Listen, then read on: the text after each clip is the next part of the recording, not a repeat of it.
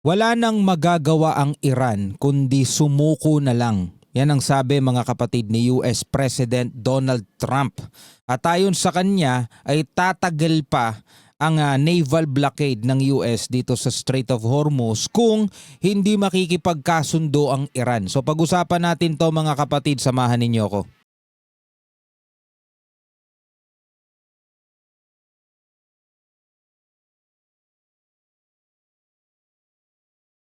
So meron tayong balitang panonoorin ulit at bibigyan natin ng komentaryo at reaksyon mula rito sa UNTV News. Sabi ni US President Donald Trump ay patatagalin pa ng Amerika ang kanilang blockade kung hindi susuko ang Iran. So panoorin natin to mga tol, samahan ninyo ko. That's all they have to do. Just say, we give up. We give up. Just all they have to do, sabing ganon. Yun lang daw kailangan gawin ng Iran. Sumuko, mag-give up na. No, mag-give up na. Pero nakikita kasi natin mga tol, no, nitong nakaraang bakbakan, kahit nasabihin nating pinabakbakan ng Amerika itong Iran, ang dami ng mga pinasabog, dami ng nasawi, di ba? Ultimo yung kanilang supreme leader nasawi. Pero hindi natin sila nakitaan ng pagsuko at bagkos, lalo pa silang pumapalag. At kapag sila ay pinipressure ng Amerika, lalo pa silang, lalo pa silang, kumbaga parang nagpapapalag, no? So ngayon, makikita kaya natin yung pag-give up na yan. Ewan ko mga kapatid, parang hindi di ba? Ibig sabihin yan, di lalo pa lalong tatagal etong blockade ng Amerika. But their economy is really in trouble. Tatagal pa ng ilang buwan ang pananatili ng United States naval blockade kung hindi pa rin makikipagkasundo ang Iran sa US. Ayon kay Trump, kailangan lang naman sumunod ng Iran sa kanilang kondisyon, ngunit kung patuloy itong magmamatigas, lalo pang tataas ang presyo ng langis sa merkado. Sinabi ni Trump sa isang panayam na naging epektibo ang blockade sa halip na ipagpatuloy ang pambobomba dahil mas malaki ang epekto ng paralisadong ekonomiya sa Iran. So sabi rito, kailangan lang naman daw sumunod ng Iran, no, sa gusto ng Amerika. Kung titingnan natin parang napakasimple, kailangan nyo lang naman sumunod 'di ba? Pero mga kapatid kasi in history, no, meron akong nabasa. Ito ipapakita ko sa inyo, kayo na bahala humusga. Ito mula kay Robert Kiyosaki mga kapatid, na i-post to noong April 25.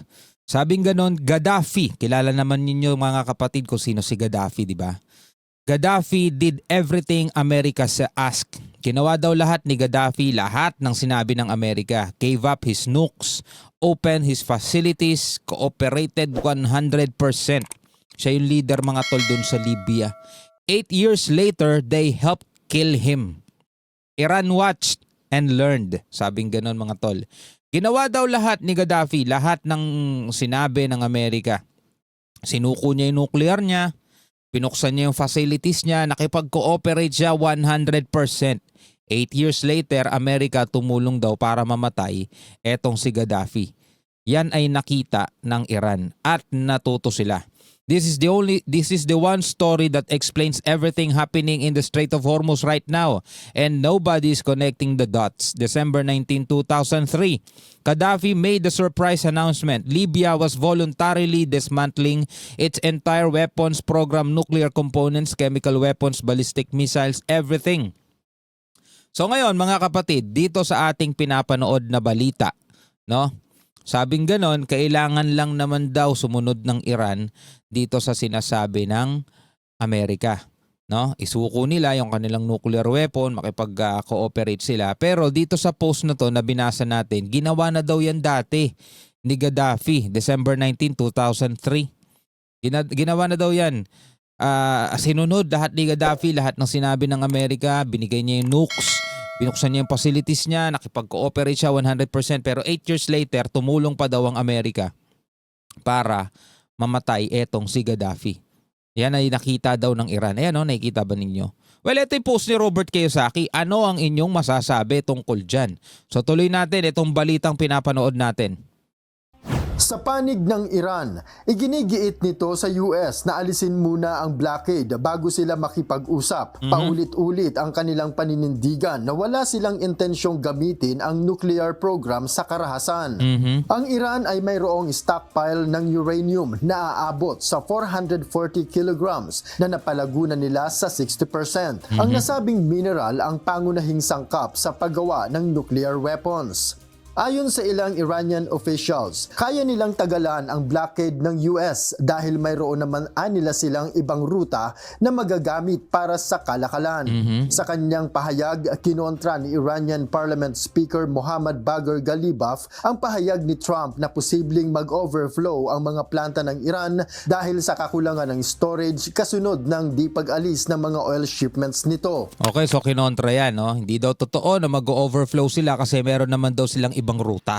Sabing ganon. Aniya, hindi naman bumaba kundi bagkus tumaas pa ang presyo ng kada bariles ng krudo at nagbabala ito ng mas mataas pa sa hinaharap. Kaya naman si Trump muling nagpasaring sa kanyang Truth Social account na sinasabing kailangan ng magkasundo ng mga opisyal ng Iran o ayusin ang kanilang hanay at pumayag na sa kanilang alok na non-nuclear deal. Iran can't get their act together. They don't know how to sign a non-nuclear deal. They better get smart soon, President Donald J. Trump. Sabing ganon. Bagaman umiiral ang ceasefire sa dalawang panig, nananatiling mataas ang presyo ng krudo sa global market. Ayon sa oilprice.com, tumaas ng 2.65% ang expected cost ng Brent crude para sa buwan ng Hulyo sa halagang $113.09 per barrel. At ayon mga kapatid sa Google, ayon na rin kay ChatGPT at ayon na rin sa iba pa nating pinag-searchan, kaya tumataas ang presyo ng gasolina, ng krudo dito sa atin dahil tayo daw ay nakabase sa presyo sa world market. Dagdag mo pa dyan mga tol yung pagtaas ng palitan ng piso at saka ng dolyar. Ngayon kasi nasa 61 na kung di ako nagkakamali mga tol, no? So talagang mas tumataas ang presyo. Kahit na nakakadaan naman daw ng ang ating mga tawag dito Philippine flagged vessel, sabing ganon, kahit na nakakadaan naman dyan at kahit na marami naman tayong supply pa, is mataas pa rin ang presyo dahil nakabase tayo sa presyo ng pandaigdigang merkado. Pero ang alam ko mga tol, ngayon ang nadaanan ko kasi kagabi, well di pa ako nagpagasolina, pero ang presyo last time na na-check ko is nasa 71 para sa gasolina. Kasi yun lang talaga lagi ko tinitignan no. Ewan ko kung magkano sa diesel, no. Yun lang lagi ko kasi tinitignan gasolina. Pero eto ng presyo na ngayon, $113 per barrel, no? Ng Hulyo sa halagang $113.09 per barrel, habang ang West Texas Intermediate o WTI ay tumaas ng 2.28% sa trading cost na $109.30 per barrel. Sa kasalukuyan, ang trading cost ng Brent crude ay naglalaro sa $121 per barrel na nangangahulugang mahigpit ang supply sa ngayon. Pinakamalaking itinaas ng Brent crude ay 7.6% mula nang sumiklab ang US-Iran war o umabot na sa $119.69 per barrel, ang pinakamataas sa kasaysayan mula nang magsimula ang Ukraine war noong 2022. Sa ngayon, patuloy ang pagbabawal ng Tehran sa non-Iranian vessels na dumaan sa Strait of Hormuz, habang nagpapatuloy rin ang US blockade sa lahat ng barkong may kaugnayan sa Iran. Babala ng International Energy Agency Higpit ngayon dun, no? Papayagan nga ng Iran, haharangin din naman ng US, so hindi makakadaan din. sa mga bansa maghanda sa pinakamatinding energy crisis sa kasaysayan kung hindi papipigil ang US at Iran sa hidwaan nila sa karagatan. Tulad nga nung lagi nating sinasabi sa mga reaction natin mga tol. 'Di ba? Bakit tayo kakampi sa kahit na sino man sa kanila, pareho lang tayong napeperwisyo sa mga pinaggagawa nila mga tol, no? Regardless kung sino yung nagmamatigas sa hindi nagmamatigas, pareho naman silang merong ipinaglalaban. Well, wala na tayo doon, wala na tayong pakialam doon. Kung ginigiit ng Iran na karapatan nila 'yon, okay? Kung ayaw talaga silang payagan ng Amerika, okay? Pero ang matindi nun mga tol, doon sa kanilang hidwaan, dami nilang naaabala, dami nilang napeperwisyo mga tol. Noel Polyar, Di ba?